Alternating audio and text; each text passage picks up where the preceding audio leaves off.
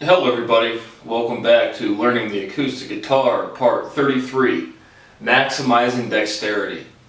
So in this episode, I just wanted a quick episode, I just want to talk about again how learning your body, I don't know if you can see it, but learning your body, learning your instrument. And I just wanted to talk about a physical approach to improving your dexterity. So specifically for guitar, this goes into, I'll talk about singing as well in this. Again, if you're trying to learn to sing along with your guitar playing or piano playing or whatever instrument you play. But I just wanted to make the simple point that dexterity transfers. So before we can get the guitar out, I just want you to hold up your hands, look at your fingers. But now I just want you to make a fist. As slow as you can with, we'll just say, whatever hand you fret with, your left hand. And feel it curl all the way until you move your wrist. Now unfurl your hand. And you shouldn't be, when you do this, you shouldn't be like super strenuous. You're not trying to tear a tendon or a ligament or anything. What you should really be able to do is really move each independent joint of your finger, of each finger, independently with strength and with confidence. And with the piano, both hands as well. And so you don't want any of your fingers to touch each other. You want each of them to bend down naturally. And when you do this in the same way that you go to the gym, because I'm not a big weightlifter, but I've been exercising diligently for years. In the same way you'll do a set of squats. Decent amount of weight, not your maximum, but something you can do 5 to 8 times. And you'll notice after your first 2 squats, your third or fourth one, you'll be maximizing the form, maximizing the dexterity to maintain the strength. And that's really what you're going for on your guitar as well, or again, any piano playing. And so, whether you're playing the guitar, or the bass, or the violin, or the viola, fretting is fretting. Can you apply pressure at this point of your finger, and how well can you do so?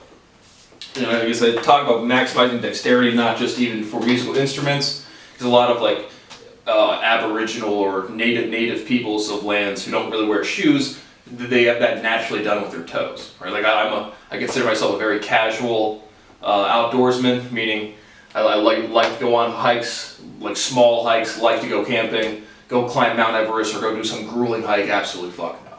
So that's not really what I like to do outside. When I go hiking, it's a conscious thought to try to really plant in my toes and dig into the ground.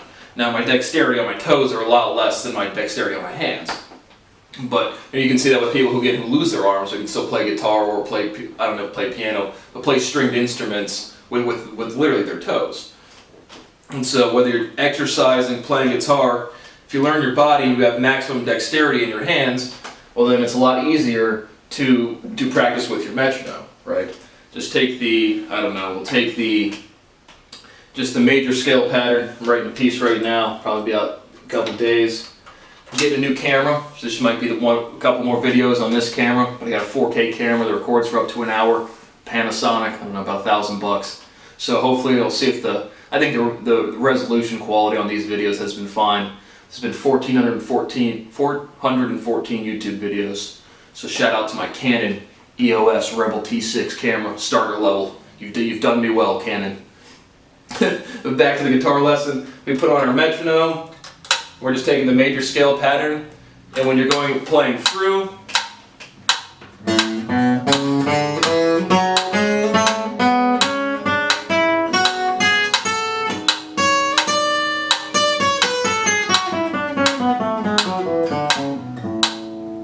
and you're always reconfiguring your thumb so it doesn't flatten out. You want it to be nice and strong. But if you really have, again, great dexterity in your hands, it's going to be a lot easier to practice with your metronome. You want to minimize the movement, maximize the dexterity. And so, like I said, I don't really have any great exercises for that. Like I said, I played baseball. In baseball, you kind of you'd have a bucket of rice and dig your hand in and turn it around to increase forearm strength. But I really just think it is, practicing your instrument, whatever you play, to improve the dexterity. That's what you're really focusing on. And now, even more so for singing, again, that's how you just make sure, stretch out your fingers, don't tense up too much, but really even on the middle finger and the ring finger share the same tendon. So when you're doing this, making your fist, you'll see, again, your ring finger come in more at an angle, just in your natural grip length. And then pianists, like I've seen something on two-set violin where people will touch, each fingertip to their thumb. I think that's a kind of good exercise, more so for timing than really for building dexterity. More coordination, brain to your fingers, more so than speed. But now, how about for singing? And I've talked about extensively, seriously squatting, contracting your abdomen on a full-length squat versus bracing a note with your stomach is literally the same contraction of your diaphragm. So I really do think physical exercise, particularly squatting, is good for singing. But more so, again, take a deep breath in. If you're not expanding your stomach and you're not confident in your stomach, like you don't feel tense, not like poised to jump. If you're ready to jump up on a basketball, your stomach should be tense, not like super stressed, but you should feel confident and strong in that positioning. And so, if you see me in person, I don't have any antic tics. Anyone watching me, when I'm doing stuff like this, I'm literally trying to maximize the dexterity of my face. And so, when you first start singing, literally just try to make the sounds that you hear, and you'll start feeling the geometry of your face, right? Not to sound crude, but you should feel strong with your lips. Well, you should be able to extend your jaw all the way out. Feel the skin, literally. Sorry, again, my camera just cut off. It typically cuts off at 12 minutes. Can't record more than that. This one cut off at 6. So I missed a couple minutes at the end of this lecture. But what I was saying again is just not to feel funny and not to sound crude, but your mouth should be able to feel what your butthole feels like in terms of just like tension or contraction. The balloon knot. But what I mean is, again, just through all these positions, I'm sure I look goofy, but it's really just massaging my face to make sure I have the maximum geometry of my face to be able to sing as best I can. And so, again, if you make sure you learn to breathe properly, but like I said, just like squatting in the gym, right? You'll do your first couple reps, and then after the second rep, you'll get into better form. Once you do this at the very beginning, again, your vocal cords will literally hurt or get actually sore, just like going to the gym. But once you get some sort of foundation of going, and again, everyone can sing, everyone's got a voice, just try. But it'll be very intuitive. Like, you won't need to go look up a guide for, what ligament or piece of tissue comes over my upper jawline up here. You'll just naturally start trying to get into the position, same way when you're lifting weights. And so that's really what I focused on to be a better singer. Again, hopefully you consider me, I can sing. Again, my camera's probably 5 feet away from me. I have no external microphones, and I'm sure it buzzes pretty loud on your computers or in your headphones when you listen to this. And so, again, that's all from physical training. And I really do think physical exercise for singing particularly is the best thing. Again, really learning to contract your diaphragm properly. And then for any guitar, bass, violin, viola, literally just fretting the instruments, playing it a lot, practicing a lot. But even at that, again, I can take my hand and force where